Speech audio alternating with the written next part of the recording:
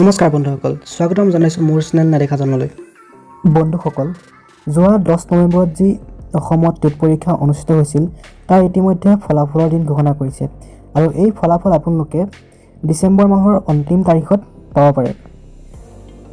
আপোনালোকে হয়তো জানেই এই পৰীক্ষাত উত্তীৰ্ণ হ'বলৈ 150ৰ ভিতৰত 90 নম্বৰ লাভ কৰিব লাগিব আৰু এই বছৰ হয়তো ইয়াৰ কাট অফ মাৰ্কটো 120ৰ পৰা 125ৰ ভিতৰত হোৱাটো সম্ভাৱনা আছে। আৰু তাৰ ভিতৰত SC, ST হিলছ আৰু ST ট্ৰাইব, OBC, MOBC আৰু PWD কেণ্ডিডেটৰ কাৰণে 5% ৰিজাৰ্ভ থাকিব।